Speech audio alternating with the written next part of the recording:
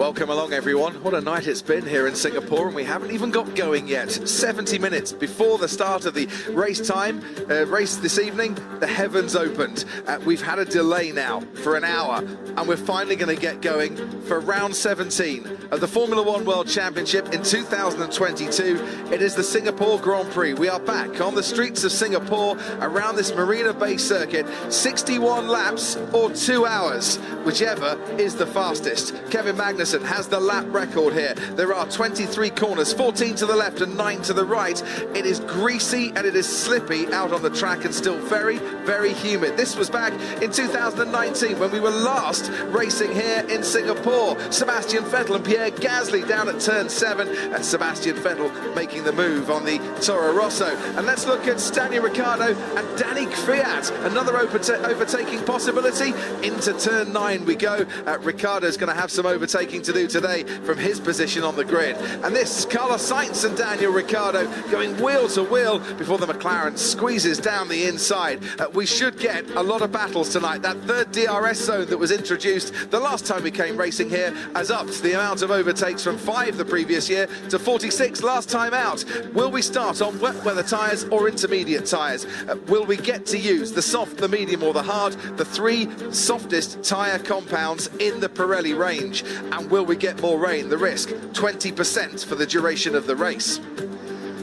So the starting grid then for the 2022 Singapore Grand Prix sees George Russell starting from the pit lane. They changed his power unit at Mercedes. Nicholas Latifi starts ahead of him, then in 19th, and his teammate Alex Albon 18th, with Esteban Ocon after a poor qualifying 17th in the Alpine.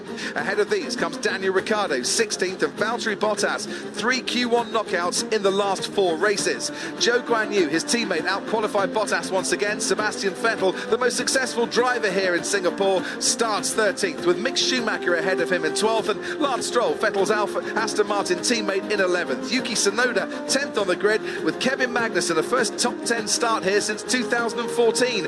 Max Verstappen, the champion-elect, starts 8th, with Pierre Gasly 7th, and a first top 10 start here for him. Lando Norris 6th on the grid, Fernando Alonso 5th time. He started 5th in the last 10 starts here. Carlos Sainz 4th on the grid. Lewis Hamilton, with his best start of the season, is 3rd on the grid, and it's a front row of Sergio Perez and Charles Leclerc. The last time these two shared the front row, Perez got ahead at turn 1.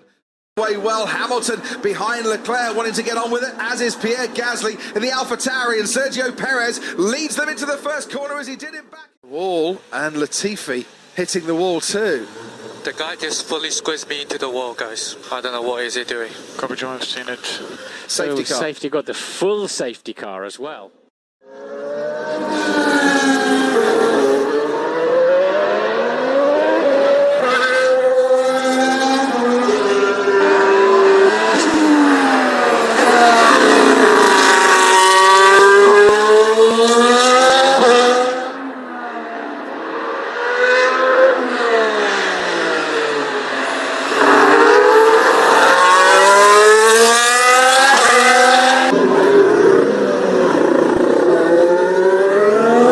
Once again, right on Sebastian Vettel's tail. Sebastian Vettel, and has he had a little look down the inside? Verstappen and Alonso just swapping places there. We've now got a yellow flag out there on the track too, in the Alonso stopped. middle part of the lap as Fernando Alonso stops. Engine. Copy. Engine problem.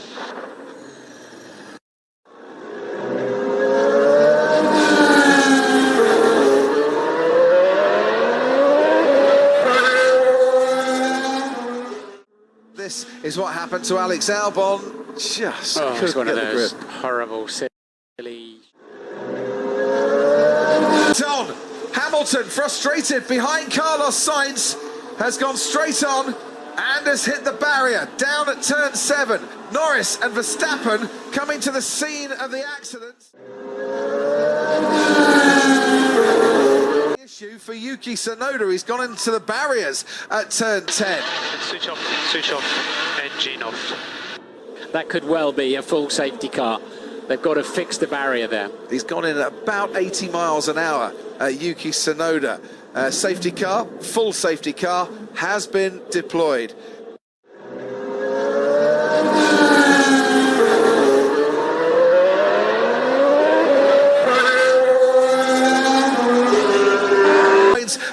Sergio Perez, who on the streets of Singapore wins the 2022 Singapore Grand Prix. This, the greatest race for Sergio Perez. Vamos, Checo. Unbelievable. What a drive. This is how we do it, man. We shut our mouth and we work hard. This is the Mexican way. Well done, guys. Well, it was the night that Max Verstappen had his first chance at winning a world championship, but it was his teammate who decided to go and grab the headlines. He led every single lap of the race up to lap 48.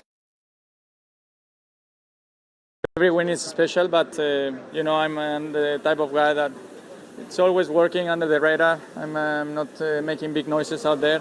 I knew I was going through a bit of a bad patch. There's been 2 races that I haven't been on the podium, but obviously the media makes a big thing, you know, probably because I'm a Mexican, and they start to make all this comparison on the biggest mistake Red Bull has made to brought me here. So I'm super happy, you know. First of all, I think with Red Bull, it seems that we have the upper hand in the first few laps, and then they seem to, I don't know, they struggle a little bit with warm-up, but then once they put the tires in the window, they are very strong. So, but then at the end of the race, it wasn't that representative. I was pushing until the gap was like 5.1 seconds, and then when I knew that it was 5.1, I just kind of bring the car home, so the pace wasn't that representative at the end. That first thing on the intermediate, I lost the front tires very quickly, and since then I couldn't push, and I was struggling a lot with the car rotation. Didn't find really the grip, and I wanted to go into the slick as soon as possible, you know, to try and recover the pace.